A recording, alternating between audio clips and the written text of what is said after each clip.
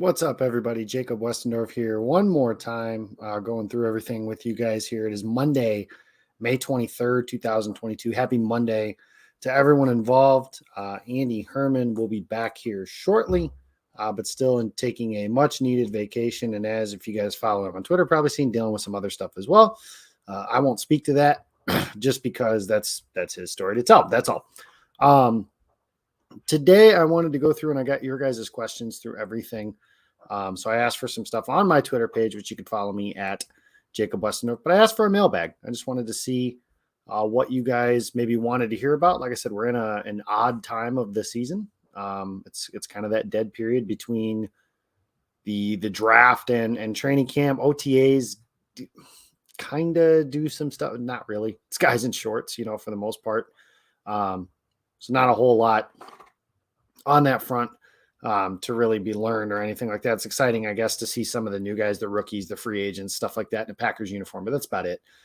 So I wanted to do a mailbag, and I got some pretty good questions. So let's just kind of get right to it here. I got Brendan Dwerzinski at Brendan DZW asked, which draft pick is getting too much hype and who isn't getting enough?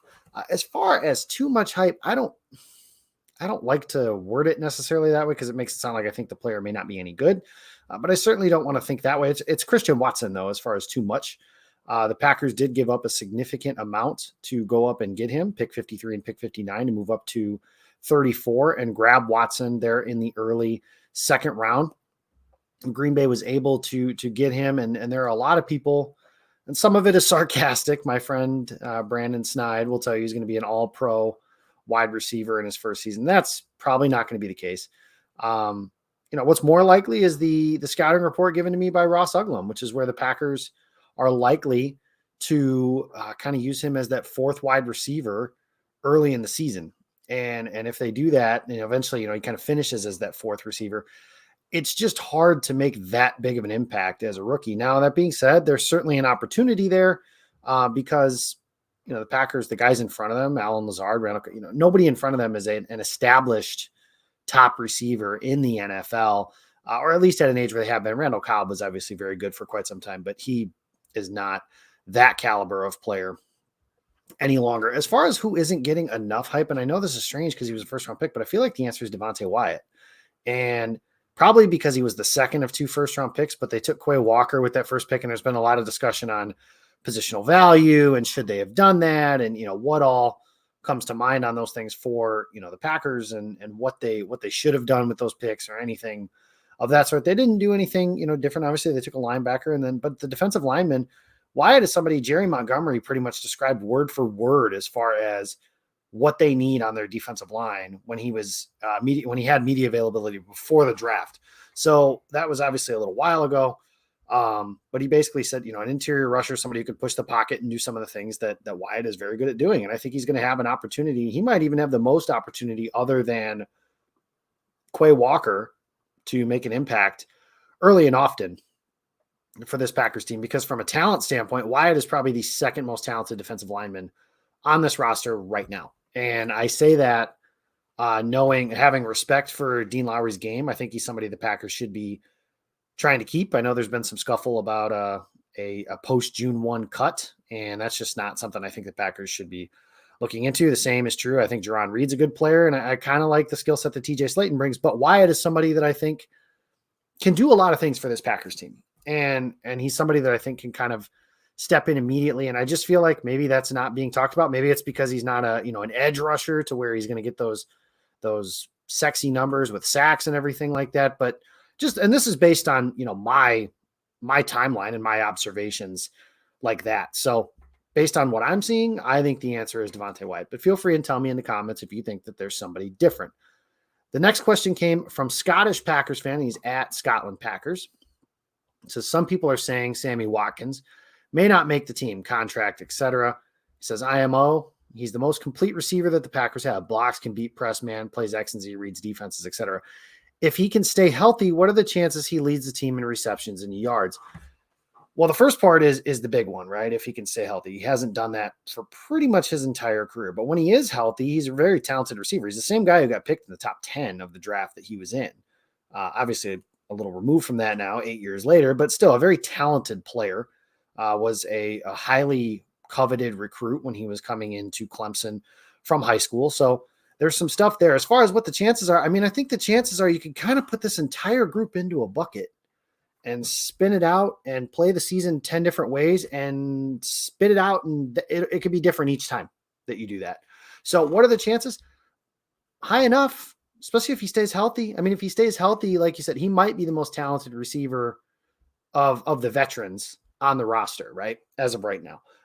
But that's also right now. A lot of things can change between now and then. And the big bugaboo with Sammy Watkins has been his health. But if you want me to put a percentage on it, I guess, there's 3 veterans. So 33%, right smack dab down the middle for those guys on those things. So we'll see what we think as far as Green Bay's ability and Watkins' ability to kind of do the things that they're going to ask him to do throughout the season here. So that's my thought there. Next question came from, I'm going to say this is pronounced like Nathan, Nath, Packers. So the run game struggled last season, and in totality, the offense never seemed to find its rhythm either. Can the Packers get that going again with draft picks? And do you think there will still be a veteran offensive lineman added? He said, cheers, and that my new truck looks sweet. Thank you, first of all, for saying that. I'm really enjoying the new ride as well. As far as the run game, that was something that, hasn't been talked about a ton. The Packers last year, when everybody is like saying, well, run the ball. They weren't really good at it. And there's a lot of reasons for that. David Bakhtiari, Elton Jenkins, that group not being at the forefront of the Packers offensive line and not being in the lineup and having to play with 2 rookies and everything like that. That was part of what suffered. A lot of the yardage that A.J. Dillon and Aaron Jones gained last season was kind of on their own. One of the plays that sticks out to me is the Aaron Jones's long run in Cincinnati, where he makes a guy miss in the backfield and then he makes a guy miss on the second level and away he ran. And that run is almost entirely on the greatness that was Aaron Jones on that particular play. Can they get that going with just draft picks? I don't know. Rookie offensive linemen, usually it takes a little while for them to get their NFL strength. If you guys want, trust me when I say this, go look at a picture of David Bakhtiari now and a picture of David Bakhtiari when he was a rookie. He looks like 2 different people. Just the size, strength, everything that has been added to his frame since he was just a puppy, and he was a young player as a rookie. So that was certainly something that they could do there. So do I think there's a veteran offensive lineman added? If there was going to be one of those, I would have thought it would have been Dennis Kelly, but Dennis Kelly signed in Indianapolis. It may be a interior guy. I don't know. It might depend on the health of Elton Jenkins, which we don't know a whole lot about right now. And, the Packers are the only ones who know that. And if they think Elton Jenkins is going to be ready somewhat early, then there really isn't much need for an offensive tackle. The guys that they took on the interior, I love Zach Tom. Obviously think he's somebody that can contribute. And Sean Ryan might be my favorite pick of the entire draft class. And that's saying something, because I did like the player that was Davante Wyatt. I did like Romeo Doubs, for example. But Sean Ryan might be my favorite pick of the entire draft. It could be a plug-and-play starter at guard. So that's kind of my take there. Thanks, Nate, for the question. My next question is from Matt Pickett at Matt Trombone on Twitter. He also hosts the Hey, We Like Your Pod podcast, so feel free to check them out here on YouTube after you're done listening to the Pack-A-Day podcast.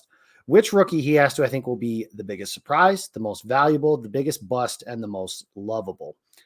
Well, the most lovable, I'm going to go with Christian Watson, because I think that decision has already been made by a lot of people. And that's understandable. He's a skill position player. He's going to score touchdowns, and he's exciting when the ball's in his hands. I have some questions about him and everything that goes into that, but if he proves me wrong and hits his ceiling is a wide receiver 1, and there aren't many of those. And there weren't many of those. And for example, a lot of people think that Chris Olave was somebody that I had him as the best receiver in this class. There are people that think he's kind of a high end 2 or maybe a low end 1A type kind of thing. If Watson hits, he could be one of the best receivers in all of football. Maybe not like Davante Adams, but Davante Adams is a gold jacket kind of player. So I'm not asking for anything like that, but that'll be the most lovable. The biggest bust, I don't want to put that on anybody. So sorry, Matt, I know that's a cop out, but I just don't want to answer that question. It feels like it's saying somebody's career might be a problem. The most valuable, I think the answer to that question as a rookie is going to be Davante Wyatt for the reasons I mentioned earlier. And the biggest surprise, I'm going to say Romeo Doubs. I think he's somebody that can take that punt returner job early in his career and kind of make that contribution that way and solve a problem that the Packers have had for a decade longer, maybe. That's certainly possible. But Doubs is somebody to me that I think he's talked about a lot because he's a receiver, but I'll call him a surprise on anything like that. So those were the questions that I had. The last one that I'm going to get to is, do Quay Walker or Davante Wyatt have a legit shot at defensive rookie of the year? And that was from Joe Green W for those on Twitter that can follow him there. Wyatt's going to be tough because, and Walker kind of the same thing, unless there's just a lot of, those are the big number awards, right? Micah Parsons won Rookie of the Year last year because he had sacks. He was able to play on the edge in addition to playing up the middle for Green Bay. Or for Dallas, excuse me, not Green Bay. But there was a lot of things going on that kind of played in that. And Parsons is a special prospect. Quay Walker, I just don't think is going to be asked to do those same things and probably shouldn't be. He's not that level of player. He doesn't do those things as well as Micah Parsons can. And Wyatt is somebody who, again, if you're going to be a defensive tackle and a Rookie of the Year, you're probably going to have like 10 plus sacks, a couple forced fumbles. And I mean, there's no saying he can't do that. It just doesn't seem likely. And the Packers typically kind of bring their young guys along slowly for the things that they ask their young guys to do. So I've said this before. I am going to look at like the rookies that the Packers have had. And since Matt LaFleur took over, Darnell Savage and Josh Myers are the only two guys that started on day one. Elton Jenkins eventually became a player that was a contributor for the Packers on day one, and not day one, excuse me, but his rookie season, he kind of came through that way. But otherwise, no, they haven't had rookies kind of contribute in that way. So that's kind of the thing for the Packers there. The last question, I'm going to put 2 in 1. It's at Swiftism TT. I'm sorry if I butchered that. TTV and Robin Adams. Who's the wide receiver 1 and how do they replace Davante Adams? It's kind of like the scene from the movie Moneyball where they're asking about replacing Jason Giambi, and Brad Pitt, Billy Beane says, I'm telling you, we can't do it. We can't do it. It can't be done. We can't just replace Jason Giambi. You got to do it with a lot of guys. And I think that's the way Green Bay is going to take it. There was a really good story that came out today that Tom Silverstein retweeted about Allen Lazard, saying he could certainly take that kind of role for Green Bay next season. And he's ready to have that, healthy, productive season to address the elephant in the room, is what he called it, that receiver room is now without Davante Adams. But I am not going to be surprised at all if throughout the course of the season, 1 week it's Sammy Watkins, next week it's Randall Cobb, next week it's Allen Lazard, next week it's Aaron Jones, next week it's Robert Tonyan, who I feel like is kind of forgotten. It's been reported he's going to be ready for training camp. Is he actually going to be ready for training camp? I guess that remains to be seen, and we won't know until it is training camp. But, that's been Bill Huber was the one who reported it. That's pretty reliable from that standpoint. And I think that's something that's been forgotten as well. It's not going to be the same. The offense is going to be different. I've talked about that a lot on this platform, how, Green Bay is going to have to do things differently than they have, because there is no just, hey, we need a play, get to Davante. Hey, we need a play, find Davante. Like, that just isn't possible now. And it's one of the fair questions, honestly, about this offense. It is, because when it's a money down, I don't know who Green Bay's money player is. And I've talked about that a lot on this space as well. So I don't need to bore you guys with that, but that's kind of my take on that. So I think at the end of the year, it might even just be the guy who happened to be healthy for 17 games. And that was the one that kind of figured it out. If you want me to absolutely make a guess today, who's going to lead the team in catches and yards, I will guess Allen Lazard. But that is nothing more than guesswork. And I am not going to be surprised if it's one of Lazard, Cobb, Watkins, Christian Watson, Robert Tonyan, Aaron Jones. Any of those guys could lead the team. And that doesn't even account for a veteran addition at the receiver position, should they choose to do something like that here in the next 6 weeks or so that we have before training camp. But we're out of time. Enjoy your guys' Monday. You can follow me on Twitter. I'm at Jacob Westendorf. You can follow the podcast at Pack-A-Day Podcast. I will be back tomorrow, video with Ross Uglum and Jacob Morley. And then you will get Andrew Mertig for one day, I believe. And then Andy Herman will be back. Wish him well as he's doing well and taking a much needed vacation. Appreciate you guys hanging out with me the last couple days. Thanks for listening, and we'll see you.